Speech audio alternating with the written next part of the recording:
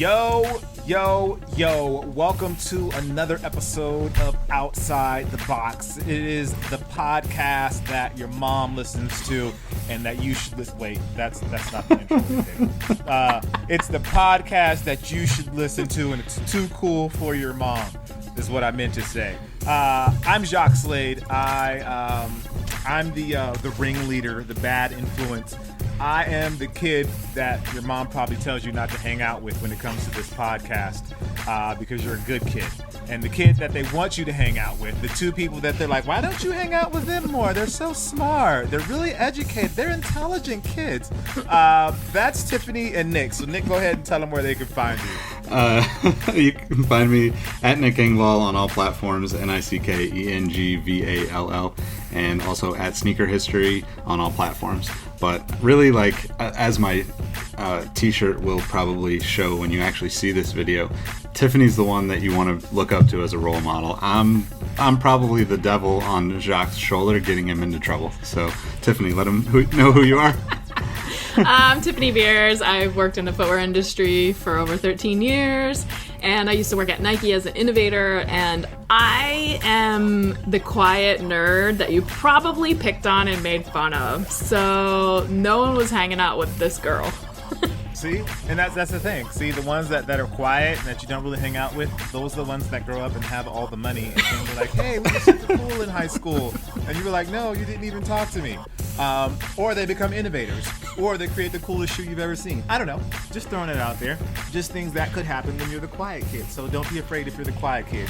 This PSA was brought to you the more you know. So, welcome back to the show, everyone. Thank you guys for checking out the last episode. As always, we appreciate it. We appreciate the feedback. You guys have been really great on social, on Twitter and Instagram, sending us messages and things like that. You guys really help make this a full show. We record the show, yes, but the experience outside from hearing you guys talk to us and give us feedback really makes it a holistic experience. That's my big word of the day, holistic.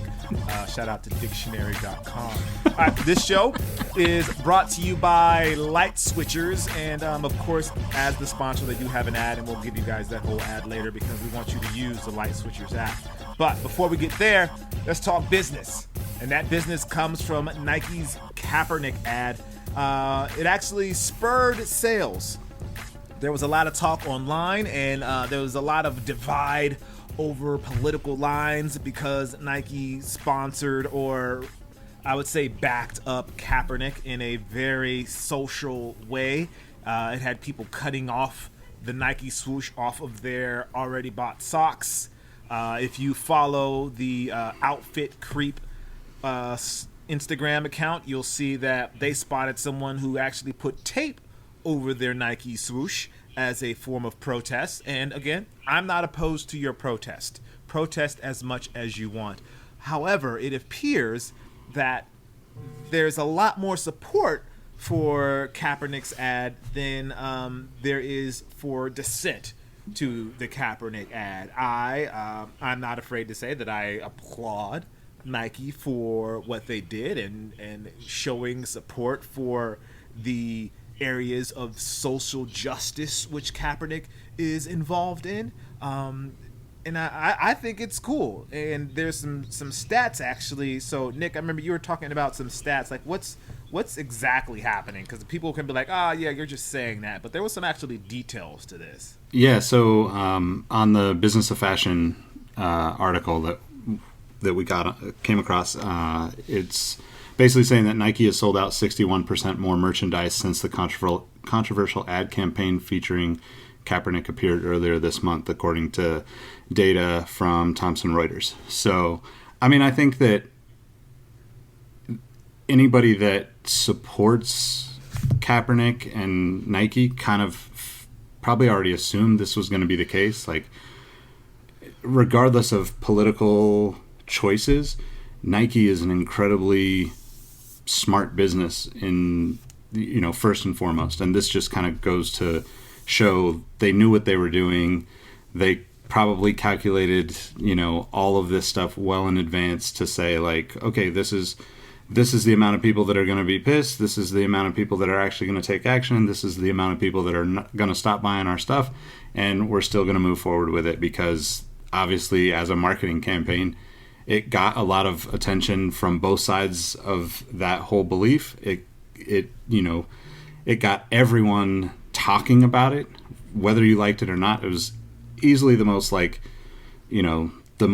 shared thing that I've seen in a long time for any of the footwear brands.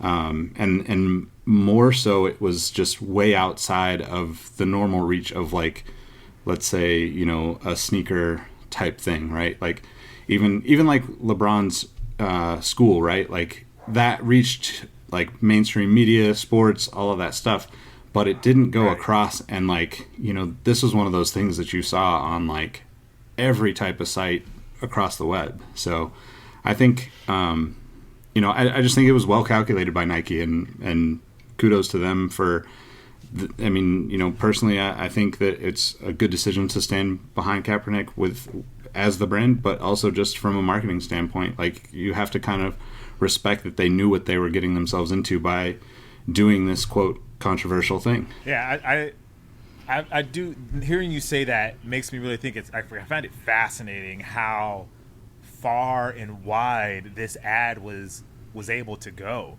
I don't recall many ads being shared in this sort of way. There's nothing that I can think of, not in recent history, where an ad really, and legitimately it is an ad at the end of the day. It's not like a social statement. It's really an ad for Nike at the end of the day. I can't think of anything that in recent history that can measure up. Even like the funny stuff, even like Super Bowl ads. Like generally Super Bowl ads are shared pretty wide, but I feel like this had a bigger impact even than something like that. I mean, you're excluding auto lacing, right? I am excluding auto lacing. Just checking. I am excluding auto lacing. Yes, absolutely. It's true. I don't know when an ad has gone so global, so like controversial, so big. Like, it's what Nike used to do a lot of, but like, I think it's great. I think it's great that they're taking a stand and they got this publicity. The numbers to me are shocking. The news made it sound like way more people were revolting against them or boycotting them versus supporting them. So I was surprised to hear that.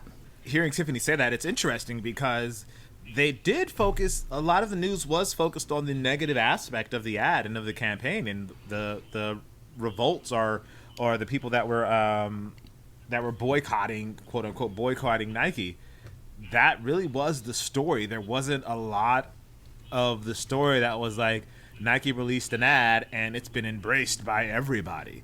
It's interesting because news organizations, they'll draw that line for the positive because they don't want to be seen as continuing to promote the brand.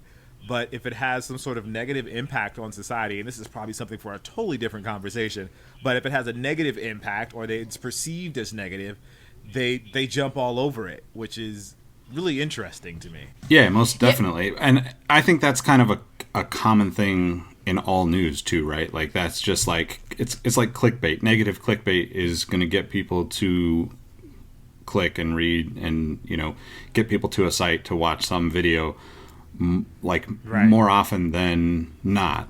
And I think the interesting thing, to me is that I'm kind of on the opposite side of the spectrum from Tiffany. Like, I'm not surprised by this at all. I actually think you see all this negative stuff online. You see it, in the comments of YouTube videos. You see it on Twitter.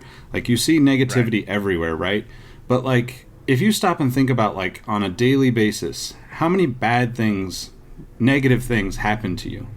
It's very minimal compared to the incredible amount of positive things and good experiences or just normal experiences that you have with humans on an everyday basis, right? Like, you probably could go into a Starbucks 50 times in a day and have 2 or 3 times out of those 50 run into somebody that's going to have this, like, negativity or, racism or any of those things that, like, that get people triggered, right? And I think like that to me is like how I think this ad really just goes back to like what Tiffany was saying. Like Nike's always been about inspiring people to be better people. And I think that at the end of the day is what they're trying to say with this ad. And it wasn't just Kaepernick. It was like obviously a handful of their top athletes and a very diverse group of athletes. And I think that that's what people, you know, like a lot of people are just tired of the negativity, right? Like you can't, you kind of like, you know, I would even bet that people are like using Twitter less than they were, you know, like even though people are taking news stories from Twitter now, which is kind of insane, but like on the flip side of it, like a lot of people are just like, yeah, I don't need to see that. Like I'm just going to move forward and enjoy my life because it's all good. Yeah, it's interesting. It is interesting, and I think it just demonstrates like that consumer loyalty. Like I think it's a fascinating study on consumer loyalty, right? Because they say a bunch of people just left Nike, burned their stuff, a bunch of people galvanized.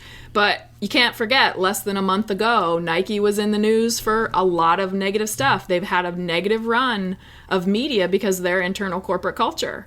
You know, so they needed a win right now. They really needed a win. And so what I think you have to keep that all in mind, right? Like it's a company. It's not like this one-sided face business. It has a multi-facets to it.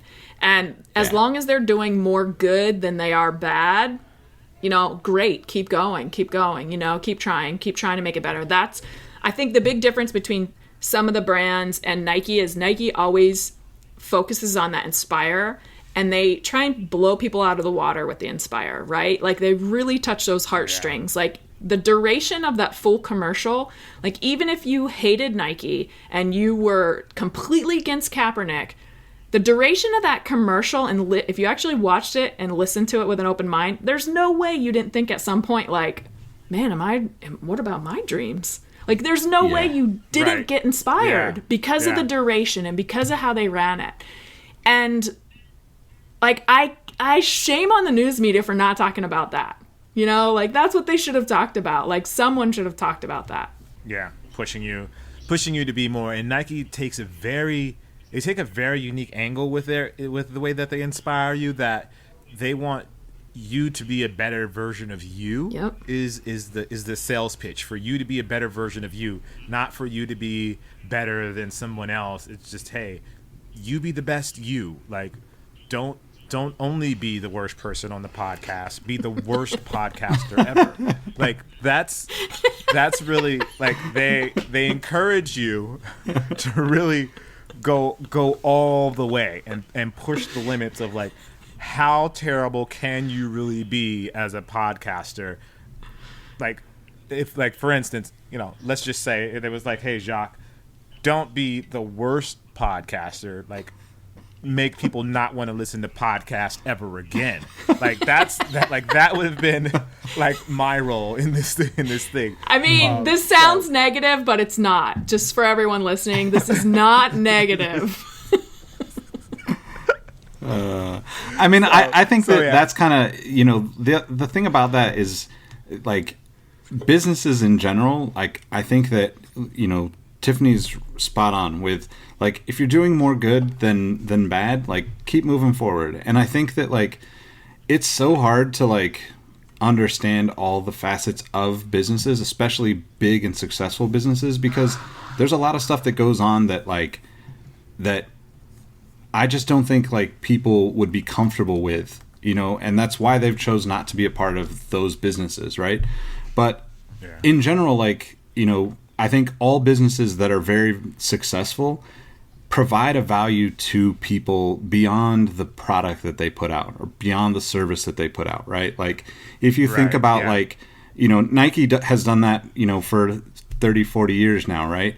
But like even like a business like Amazon, right? Like they absolutely, you know, like we've talked about this on a previous episode, right? Like Tiffany said something along the lines of like, if it's basics, then it comes from Amazon and I don't have to think about it. And that gives you hours a week, literally hours a week back into your life, just because they've figured out a system to get product to you. And like, you know, you could argue that they're taking all the money in the world, and you could, you know, argue that Jeff Bezos is now donating a bunch of money to, you know, kind of counterbalance that. But I think at the end of the day, like, even if you look at like an Apple, or even like probably like automotive manufacturers at some level, right? Like the big and successful long running manufacturers or businesses of any kind always have like additional value to what they actually are selling as a service or a product, in my opinion. And I think Nike is just really good at spinning that into a public facing way of marketing themselves. Yeah, agreed. They're really good at that. They're absolutely good at that. And let's be honest, like, society has a very short memory. Like, we forgive and forget very, very easily with all things. You come back and make us feel good about ourselves, and you know, you can sit back at the table and have dinner, which is more of a reflection of our society as a whole. But now, I'm no sociology professor. Anyway, you're not? I thought you were. No, right? You would think. The way that I talk about sneakers, to make the transition even more awkward. So Vivo Barefoot is a shoe brand, and they do sustainable footwear. Well, now they do. No, in the future they'll do sustainable footwear. And we've kind of talked about this before with Reebok with their corn-based shoe. And it looks like they're using the same material. It's called Sustera propandiol. Is propandiol is what I'm going to say. It's called, probably wrong, but I'll go with it. Propandiol. Yeah. Is that what it is? Yeah. Propandiol? Yeah, I tried to look it up, and it sounds like it's propandiol. Propandiol? Okay. I felt like it needed to be more complicated than that. Yeah, we use Sustera propandiol, and it's derived from glucose-infused corn. Yeah, so that's how I figured someone would say it. So Sustera propanediol. Look, it's spelled Propanediol, so that's why I can't say it. I host a podcast, people. You can't expect that much from me. You can't expect me to know how to spell words as well, or pronounce words as well. But regardless of my ignorance, the shoes are based with corn, which I think is very fantastic. And although it's not edible corn, which is something else, and it's not exactly corn, I guess, it's corn-based, a vegan biopolymer. And at this point, I'm going to stop talking and let Tiffany explain to you what that means. Okay, so I did some research on this because it is the same chemical that's coming from DuPont Tate & Lyle, which is a merger of two chemical companies. And so they use field corn. Okay, so field corn is normally fed to livestock. They use it for some cornstarch, a few cereals, things like that, but it's not like sweet corn that you eat. It's more the corn that's dried. It's called dented corn. So it's dried out, they harvest it at the end of season. So what DuPont Tate & Lyle do is they ferment it, and it goes through this whole process. You can look it up on their website. And once they're done with it, then basically, this is the part that no one's really talking about. They give it to like Vivo Barefoot or Reebok. Reebok then mixes it with other materials, or they have someone that mixes it to make it a resin, right? To turn it into a bioplastic. So a plastic, right? And so normally these plastics would be coming from fossil fuels, right? Natural gas, oil, which are not renewable. So that's a negative, right? But since it's corn, you regrow it every year. But it's great that it's renewable and they're regrowing it. That's awesome. But there's two other parts of the story that they're not talking about, right? So once they make into a plastic resin, then you mold it, right, into midsole, outsole, or fibers for the upper. Once that's done, then they build it like a regular shoe. So they're using glues. They're kind of processing it like regular. Well, it's the idea of adding that corn fluid to whatever they're adding it to and then running it through normal footwear processes that make it so it doesn't really matter that it's made out of corn anymore, because it's not decomposable, it's not recyclable, and it's not biodegradable. So it's important to look at the fact that it's renewable on the front end, the material is, but they also have to look at how are you assembling it and what are you doing to it? Are you transforming it so it's not biodegradable? And then at the end, what happens at the end of the shoe, right? What happens at the end of life for that shoe? Does it get incinerated? Does it get thrown into a landfill, which is the two most popular things right now? Or does it get recycled? That's part of the equation. So it's fantastic. It's definitely a step in the right direction that they're using a renewable material, but you can't forget about these other two areas of assembly, what you're adding to it, and then how does it decompose? How does it biodegrade? Like, arguably, the biodegrading and the incinerating of shoes in landfill, that to me seems like a bigger issue than the front. So even though there's corn in this, it is still going to get burned up or it's going to go in a landfill, because there's not a way to recycle it right now. So I guess just to to jump in here, because it's made out of corn, when it is incinerated, if it is incinerated, does that have less of an impact on the environment if it was something else? We don't know because they basically provide a liquid.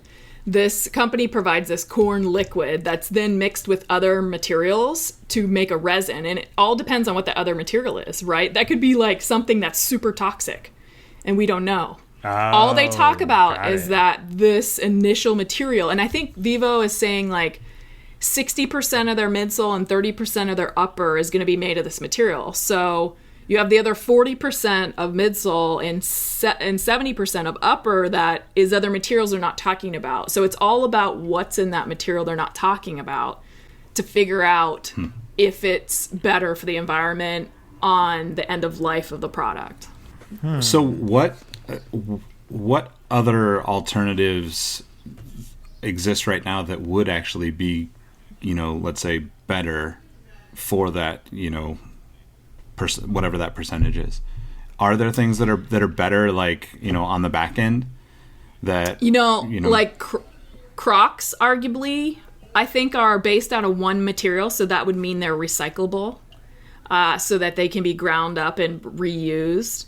Any material, any single material shoe right now, like, not a lot are good. Let's just say that we're almost at a null, right? Because they're all terrible, right? They're all using bad processes and bad materials and not recyclable. Once, like Allbirds, right? They're using wool and cotton. Same story, renewable materials on the front end, which is awesome. That is definitely part of the equation, but it's almost more important to figure out the assembly part. How do you disassemble the shoe and how do you recycle it? Or how do you recycle it as one single unit?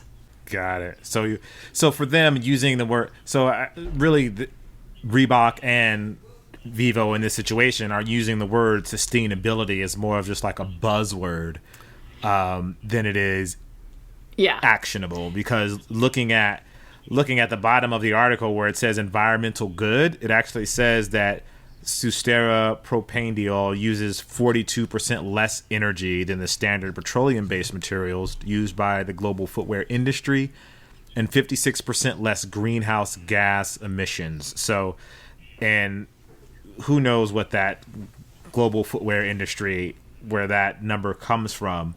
So I'm sure they're using the highest number that they could find. And it's not about being sustainable at all. It's more just that they're using less of the and emitting less of the bad stuff is what it seems like. Yeah, which are all three, using the renewable material, the corn, and those two factors of using less water and less energy, all great, right? But it should be really better sustainability. Like, they're making it better, which is awesome. I wouldn't call it good. We're not at the level of being good yet. And yes, sustainability is a catch-all word, just like innovation.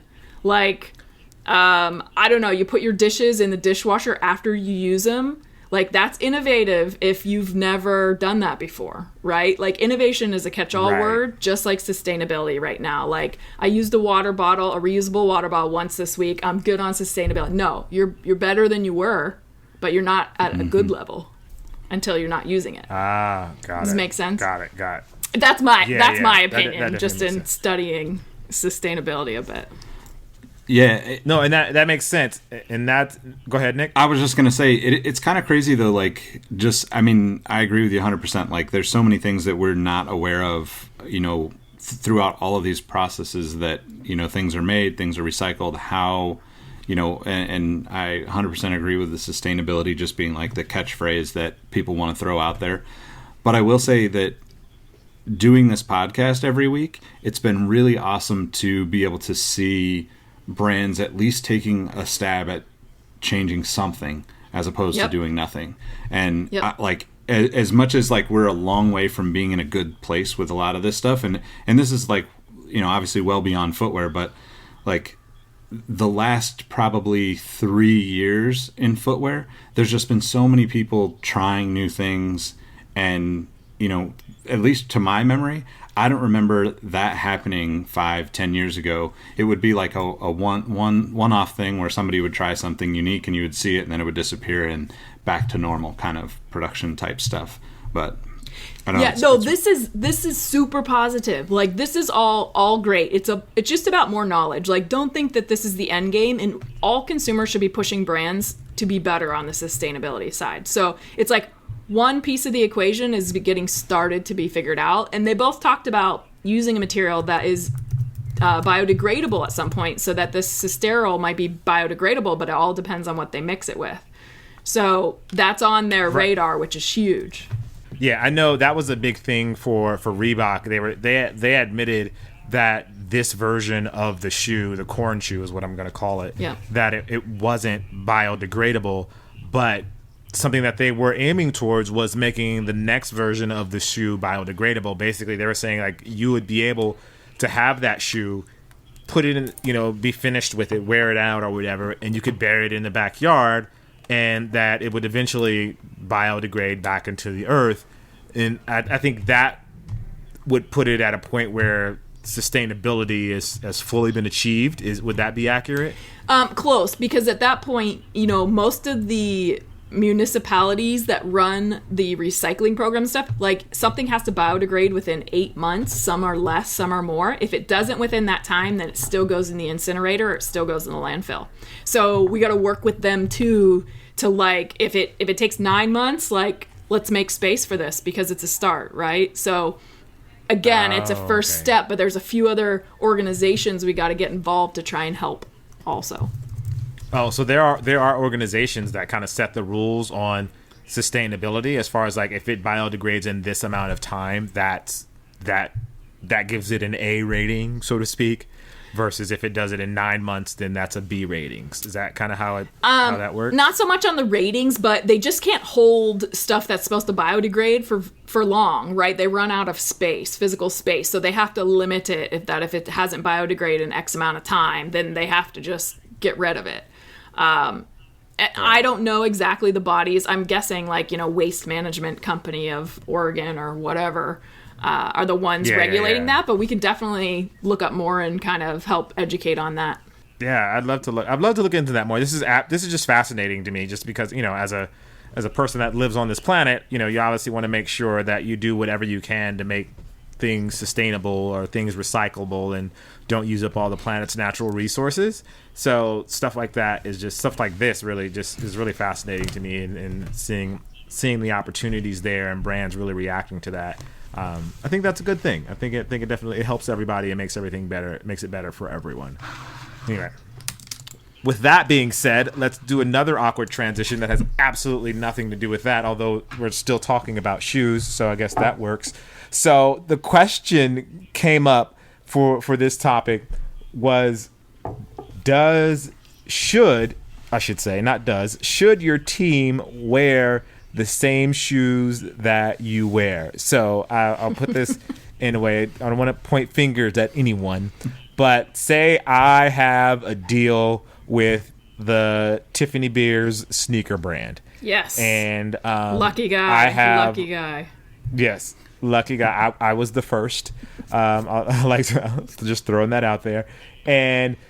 But my photographer, or say my manager, or whoever that works with me, my right-hand ace, my business manager that's with me everywhere that I go, he wears Nick Engvall's Skate Shoes of America brand. So, if I'm more popular, if I am the lead, if I'm leading this train, if my intellectual property is what brings in the revenue for this team, should everyone on my team be wearing the TB2? Or is it okay that my business manager wears the NE3? How, like, I'm gonna toss this one to you, Nick, because I feel like you can jump in here and give us some insight. I mean, the NE3 is where it's at. But what? Jacques, are you trying to talk us into wearing the same shoes as you on the podcast? Like, what's happening here? I'm just asking questions here. I'm just asking questions. No, I think that you know, there's a lot of this back and forth between you know, creators and entertainers, and you know, the whole like idea that everyone that rolls with somebody, you know, let's say like Drake being a part of Jordan Brand, should everybody wear Jordans in his crew? You know, I don't think that's possible at this point. And I think that, you know, there's so much crossover with the way people like, you know, work together, and, you know, like the Let's Build fams of the world, like those types of people that are out there creating and doing things, like you want to be around them. So, you know, like if, in my opinion, if, you know, if Tiffany's making a dope shoe, then you should support Tiffany making a dope shoe. And if Jacques has, you know, the JS1 finally coming out after all these years, then you should support Jacques' shoe too. But you should also wear my shoe. Like, I just think that, like, there shouldn't be this, like, brand wars kind of thing. I get that it's trendy to, you know, like, checks over stripes and Nike versus Adidas and all of those things, and Jumpman over Yeezy and all that stuff. But at the end of the day, like, we see, like, the realest people are the most, like, likely to be seen wearing everything, right? Like, people that are passionate about, let's say, footwear, that would go get a deal with Nike or Jordan or Adidas, they probably have a closet full of shoes from a variety of different manufacturers and brands. And, you know, and like, just because a Travis Scott, you know, wears his own Jordan doesn't necessarily mean that, like, he's not gonna wear, you know, a Yeezy because he's got a song with Yeezy or whoever it is, you know, whoever they're collaborating with. But I don't know. I mean, I think that, like, the expectation that you should be, like, limited to one brand based on the people you hang out with is kind of just a little too much. I mean, I think you should just, I think it's cool to see people supporting whatever they're doing. Now, if you're, you know, the level of, like, LeBron James, where you're literally the most important athlete on the Nike, you know, roster, obviously you would never want to be wearing Yeezys. Is your kid going to wear Yeezys? Yeah, we've already seen that. Like, that's kind of just expected at this point, right? Like, you want your kid to have those experiences. You want him to be excited about new music from Kanye or new music from Travis, or, you know, like, all of those people that are out there doing things and inspiring, they should get the opportunity to, like, support whoever it is, in my opinion. I just think if there's a business interest somewhere, then your team should be representing that business interest, because that business interest is helping to pay their bills. That's my thought. If we're just homies, then whatever. But if there's a business connection, I think you should be representing as well. Well, but maybe that's just me. I disagree respectfully, I think. Like Puma, WNBA, business. You gonna make them all wear Pumas? No. Well, I mean, if they have a deal, no. If they have a deal, obviously, then no. Like, if you have a deal with someone else, then that makes sense. But if you don't, you should probably be wearing Pumas. No way. The difference in shoes, and the last differences, and the narrowness, and the width, and the toe box height, all those things come into a major factor in being comfortable and being able to be used.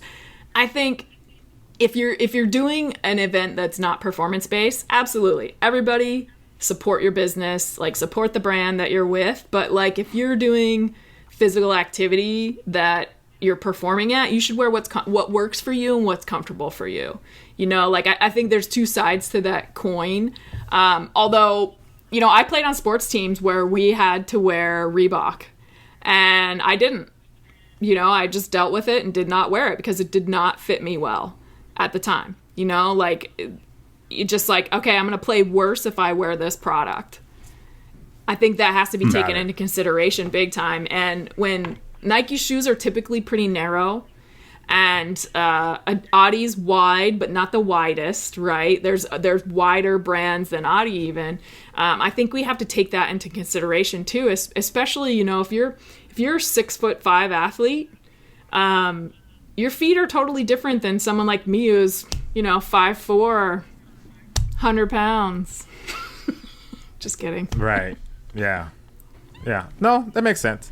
I don't know. I guess I wasn't thinking of the performance aspect, but I guess when you should definitely wear what's comfortable for you if you are an athlete or if there is performance attached to your footwear. Yeah. But if Nick and I are walking into a meeting and Nick is my business manager and I'm going to a meeting with Nike, Nick should probably have on Nikes. Yeah, I mean, yeah, no, you probably should. Shame on you, Nick.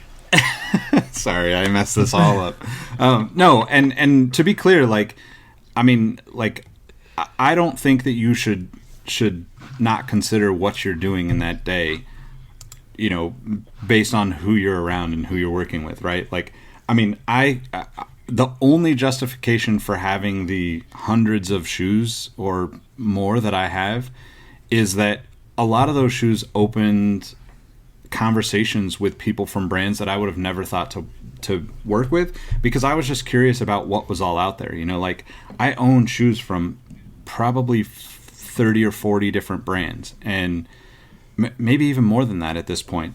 And the reason that I did that is because, you know, for me, like, I wanted to be like a respected voice in the community of sneakers, and in order to justify me being a voice that people would listen to, in my mind, I kind of was like, look, if I'm going to tell you that, you know, the Jordan 3 is the best shoe of all time, or the Reebok Question is the best shoe of all time, or whatever that is, then I want you to know that I've already experienced all of these other shoes to get to this point. And that was why like my collection went from like fairly focused to like, let me just consume as much as I can in like a way that like, and it's been great. Like, it's created opportunities for me. Like, I've met people that worked with brands and then moved to other brands, and like I've been able to work with them throughout different things because I just have a passion for footwear in general.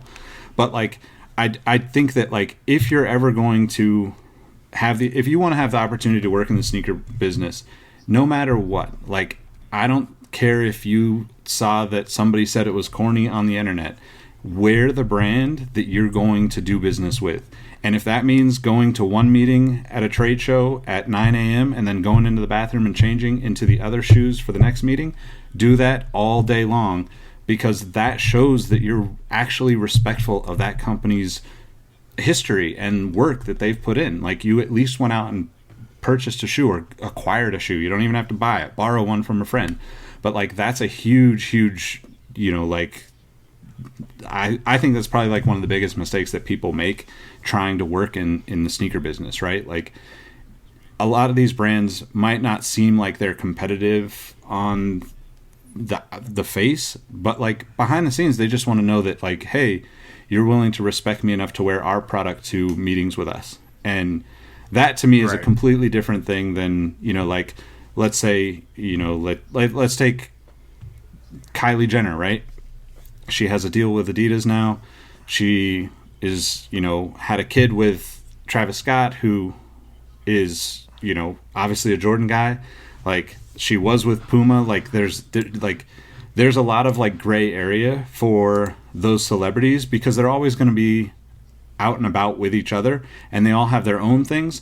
But I would argue that collectively, like as a group, it's also really important for them to just be like the cool face of whatever's going on. So if, let's say, you know, somebody can get a pair of shoes early and and all of a sudden their Instagram account jumps 20 or 30,000 followers because all the sneaker blogs pick up that they wore the Jordan 33 early or something like that. To me is like a more strategic long-term play than wearing the same shoes that your partner has, because they have their pair on that day or whatever.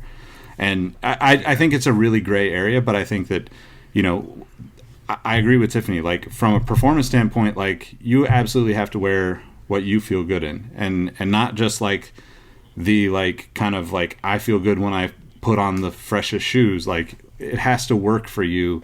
And that to me is like a huge distinguishing point in like my conversation with this. But I don't know. I think we're just at a point where everybody's doing so much. And like you said earlier, Jacques, everybody forgets so quickly that most people are never going to realize that, like, somebody was wearing something that they shouldn't have. Even think of like Drake right now. Like, he's back with Jordan Brand or whatever. But he had like a couple of months of wearing Yeezys, and that to me is really weird. Like, even weirder knowing that he's going to create more Jordans. But I don't know. Yeah no, I get it. It makes sense. And speaking of Jordan, actually, before I even change subjects, what do you guys think? Let us know what you think. Hit us up at Outside Pods, letting us know what you think. Should your team wear, and by team I mean like the people that you hang with, should they wear the same shoes that you wear if you have a deal with a brand and you are, maybe let's just say you're the primary breadwinner of the crew, and should the rest of the team wear the same shoes that you wear? Let us know what you think. Hit us up at Outside Pods.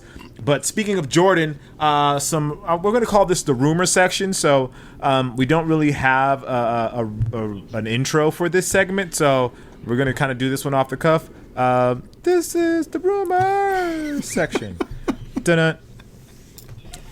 So none of this has been confirmed quite yet, although there was one post by Frank Cooker. But Jordan is doing more React shoes. And when I first brought this topic to Tiff and Nick, I was acting totally brand new. Like, I didn't know that Jordan had done React before. But Tiffany kindly reminded me that Jordan has already been on the React train, so this isn't anything new. So for those that were like me and acting brand new, just know that this stuff already happened back in, was it last summer? Was it last summer, Tiffany? Or 2 summers ago? Yeah, I don't know when the Jordan shoe came out, but if you look at Nike.com, there's a Jordan React shoe, the Superfly, I think, right now. You can buy it right now. So the Superfly React came out for basketball, and I believe that was last summer, with Blake Griffin before he left the Clippers and made America sad. But they're doing React shoes now that are, I guess these are lifestyle shoes, and this is something that Jordan always, I feel like, struggles with, is with creating lifestyle silhouettes. And there's supposed to be a Air Jordan Apex React, an Air Jordan Apex Utility, an Air Jordan Proto React, and an Air Jordan React Low. And a Jordan React Assassin. So there's 1, 2, 3, 4, 5 different React-based shoes that will be coming out on Jordan Brand, according to the rumor mills and the rumor sites. I don't know if any of this is true. This is according to Pi Rates on Twitter. But it's an interesting idea for me because I always see Jordan Brand sort of embracing technology from Nike, and I really want them to create something on their own, is guess what I'm really trying to say. Yeah, and I'll leave that at that. So what do you mean you want them to create something on their own? I mean, they sit right beside everyone at Nike. It's all one big family. Yeah, so I don't know. I just feel like, well, maybe it seems like Nike takes the cool stuff and then Jordan integrates it into their thing. I guess I still see them as two separate entities, although they are obviously one huge company. But like I don't see Jordan creating Zoom X, or I don't see Jordan creating React. It seems like that's something that Nike does, and then Jordan gets on board with it. Yeah, it's pretty safe to say anything that's cushioning based, like primarily cushioning based, it gets developed in running first, right? Because cushioning and running is just, more of a critical factor, I would say. But look at Flight Plate. Flight Plate was Jordan. It didn't go anywhere else. Nike never used the Flight Plate, and that was a plated technology for stability in basketball. Jordan created that. So I think you just have to understand that in basketball, the elements that are necessary, I think Brand Jordan does a great job of coming up with stuff on their own, but it's never something you're going to see across tons and tons and tons of shoes, right? Like Jordan doesn't really have running shoes. They kind of have running shoes, but not really. Their lifestyle, is retro, so that doesn't really count. So, it's not like they're going to put Flight Plate on a lifestyle shoe either, because it's a performance, most of the time, carbon fiber plate, and it's expensive. So I think Jordan does a pretty good job of developing technology. If they had a bigger running core of product, you'd probably see more cushioning technologies come out of them. Like foams, like the foams, but just throwing React in a basketball shoe, you'll notice that so far it hasn't been just solely React in the basketball shoe. There's always been a carrier, if you will. So an external piece of a stiffer foam or a harder foam that carries the React, because that React has a bad split tear and it has a bad, it's just not stable, kind of like Boost. Like Boost isn't really stable. There isn't really an all Boost basketball shoe, right? It has, I'm not super familiar with the Boost basketball shoes, but they all need more support. So if you keep that in mind, I think we could probably pull out a handful of technologies that Jordan's done a good job of launching and not shared with Nike, which is surprising to me. Yeah, I guess I would look forward to. I feel like everything that Nike does transitions into a lifestyle element, and the stuff that Jordan does doesn't necessarily do that. Right. So, but maybe that's a cost thing. Maybe Flight Plate isn't just something that can transition to lifestyle easily, as opposed to React, which technically is a running shoe. But I feel like the Epic React is more. It seems like a lifestyle shoe, even though you can run in the Epic React. I guess that's more of the angle that I was approaching. But maybe that's what this is, the Air Jordan Apex. Maybe this is their foray into the lifestyle version of Jordan shoes. And from what I can tell, there's the interesting design, especially this one by Frank Cooker. It's a very interesting take, but it's all based in heritage a little as well. So it'll be interesting to see how it all comes together. Or maybe this is an early version of the Air Jordan 33 and we don't even know it. But, just putting that out there. That would be very interesting.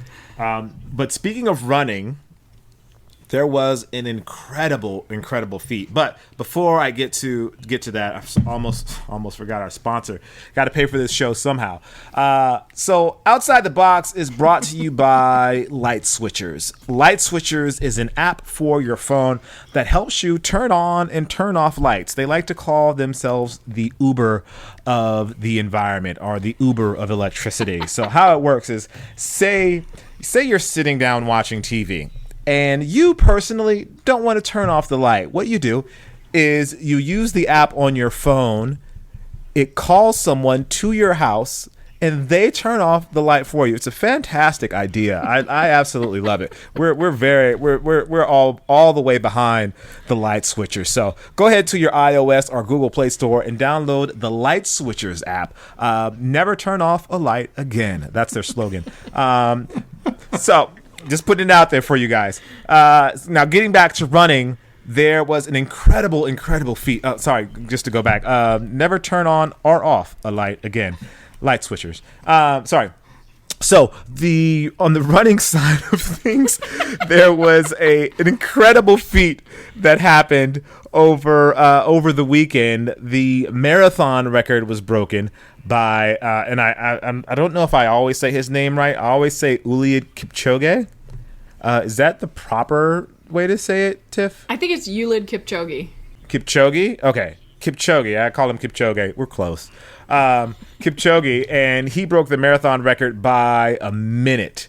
So the record for the marathon is now 2 hours, 1 minute, and 39 seconds. And just to give you guys an idea of how incredible that is, let's say there's someone in peak physical condition, trained for weeks and weeks on end, changed his diet, lost 10, maybe 15 pounds, and his marathon time was 3 hours and 45 minutes and 33 seconds. So not to compare a world-class athlete with another world-class athlete, but I'm saying that my time was almost 2 hours slower than Kipchoge's, and I felt like I was running my tail off. So Tiffany did the math earlier, and you said he was going how fast per hour? Well, if you just run the numbers, right, a marathon is 26.2 miles. So if he does it in 2 hours, he's running 13.1 miles per hour. Do you know how fast that is? That is insane. Insane. Goodness gracious. So I was almost 4 hours. So that puts me at like half of his speed, basically. I'm pretty much half of his speed. If we do the right, and that just makes me feel great, especially as hard as I worked to get to that point. But I honestly, I think we are at an incredible time with running, and we're seeing athletes that are really pushing the limit and doing things that no one expected. Obviously, the 2 hour barrier is the big barrier, and Kipchoge got close to that with the Nike breaking 2, where it was 2 hours and I think 24 seconds. 25, yeah. So 25 seconds. Yep. So he was basically a minute. A little more than a minute off of that time, which is just mind-blowing.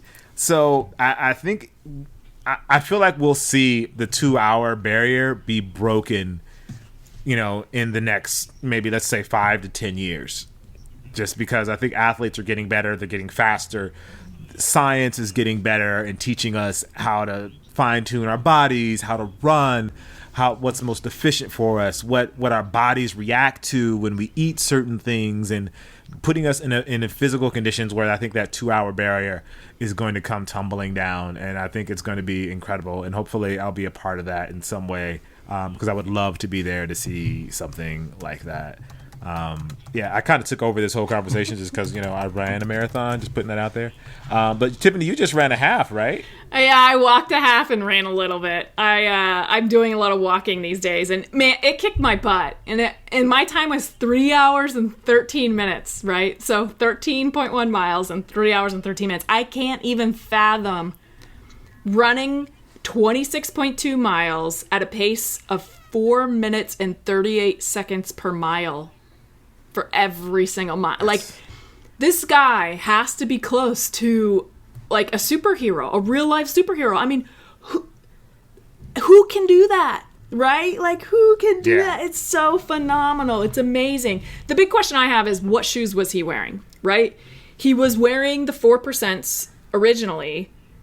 It looked like he was wearing a different shoe to me. I can't tell at this point, but like, I want to know how much impact did those shoes make. Like, the person that was second behind him was like 4 minutes later, I think. What shoes were they wearing? Gosh. Like, I mean, 4 minutes to the regular Joe seems like nothing, but in that grand scheme of things, if you divide it by 26.2 miles, how much faster you had to run every mile is insane. That's insane. Like, for people that I don't know, that don't necessarily understand how fast 13 miles per hour is, they won't even let you run that fast on a treadmill. I think most treadmills top out at 10 miles per hour. Yep. So just to give you an idea of exactly how fast he was going, like, I've gone to the gym and I've pushed it to 10, like, from like my last lap, mind you. That's just one lap, mind you, and I'm dead afterwards. Like it's crushed me. So I know I can testify that 13 miles an hour is an incredible pace, and to keep that up for 2 hours straight is just really pushing yourself and really being a completely fine-tuned athlete. I love it. I'm amazed by it. Kudos to him. It's inspiring for me to make, my goal is to break 3 hours at some point. So I've got 45 minutes to shave off of my time. Ooh. So we'll see how that goes. Yeah, it's so insane too. Like I was actually just looking up on like the Strava app, like my last like bike ride, like I like average around 13 miles an hour on my bike. And that feels like, like, I mean, I obviously like, peak at like 20 something when I'm like getting on it. And then like, depending on where I'm riding, I've got to slow down and stuff. But like, I'm usually between like 13 and 15 miles an hour on my rides.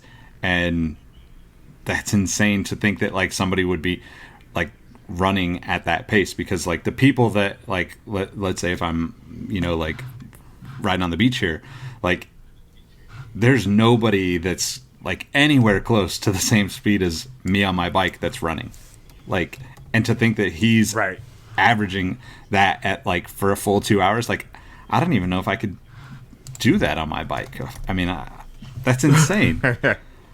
And he doesn't look like incredible. He's working, He just looks like just he's like on a stroll, out for a stroll. Man. Yeah. Like he's out for a run. I'm like, I'd be like, the bunny in Sylvester and no, wait, that's the wrong cartoon. I'd be like a cartoon character out there, like hoofing it.